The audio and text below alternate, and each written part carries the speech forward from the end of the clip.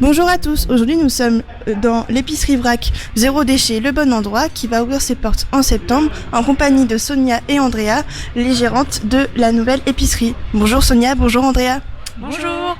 Alors, vous avez eu l'idée de créer une épicerie Zéro Déchet. Est-ce que vous pouvez nous expliquer un peu comment vous avez eu l'idée de ce projet ? Alors en fait, moi personnellement, avec ma famille, on est dans une démarche depuis plus de 3 ans, dans une démarche de réduction des déchets. Et mon ancienne activité s'est arrêtée. Et en fait, c'était le bon moment pour passer à autre chose. J'avais cette idée en tête depuis un bout de temps. Et c'est vrai que toute seule, c'est beaucoup de travail. Et du coup, j'ai trouvé mon binôme parfait. Pour ma part, moi j'ai travaillé à l'étranger et je suis revenue après 5-6 ans en vadrouille au Havre pour me poser et me reconvertir professionnellement.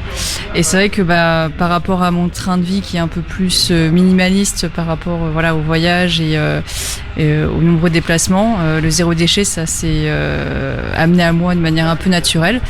Et au final, on s'est rencontrés en fin d'année dernière avec Andrea, avec la même idée de démocratiser le vrac et vraiment aider les gens à transitionner vers le zéro déchet, parce que nous-mêmes, on essaye personnellement de le faire. On sait que c'est pas facile et effectivement d'avoir un lieu où on peut tous se retrouver pour parler de nos astuces, de comment transitionner vers moins de déchets. C'était vraiment notre idée et l'idée du bon endroit. D'accord, donc vous avez lancé un financement participatif pour financer votre projet et il a carrément dépassé les attentes de ce que j'ai pu voir sur votre page Facebook. Est-ce que vous vous attendiez à autant de succès ? Non, c'était un pari risqué. C'est toujours un pari risqué, je pense, ce genre de financement.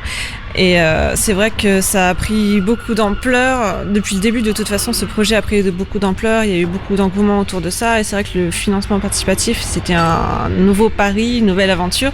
Et les gens ils ont suivi comme depuis le départ. Et on est resté surprise. On est toujours aussi surprise, en fait, que les gens soient aussi enthousiastes, aussi présents, aussi. En fait, on est très, très entourés. Il y a tout plein de personnes, d'inconnus, d'amis, de connaissances, de voisins, tout plein de monde qui nous entoure et ça nous fait super plaisir. Oui, aussi super surprise. On est vraiment étonnés de l'aide apportée par les gens, pas que aussi au travers du financement, mais aussi beaucoup d'encouragement et ça c'est super important. Et je pense que ça montre aussi qu'au Havre on a des attentes,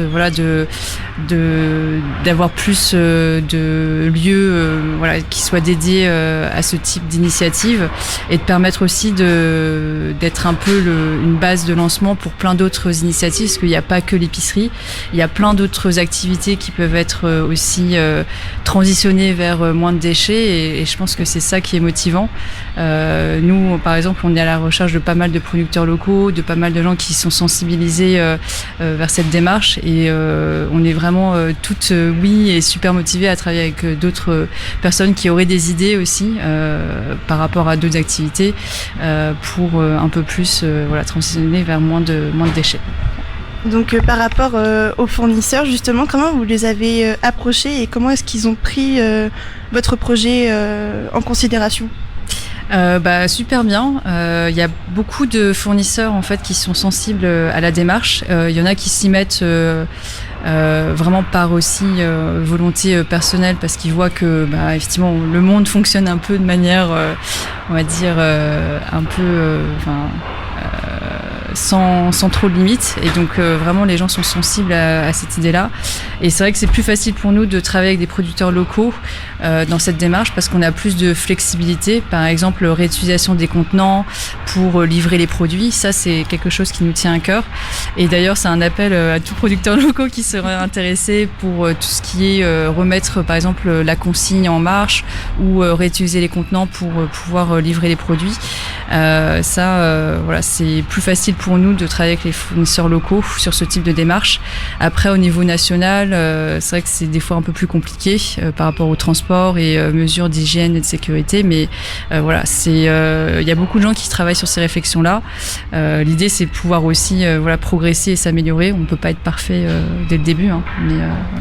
D'accord, merci pour cette réponse. Et qu'est-ce qu'on pourrait vous souhaiter pour le début de de votre épicerie, donc son lancement mi-septembre? Déjà, il faut qu'on soit prête à temps, donc souhaitez-nous de finir à temps, de remplir les silos et les bacs, de recevoir tout à temps.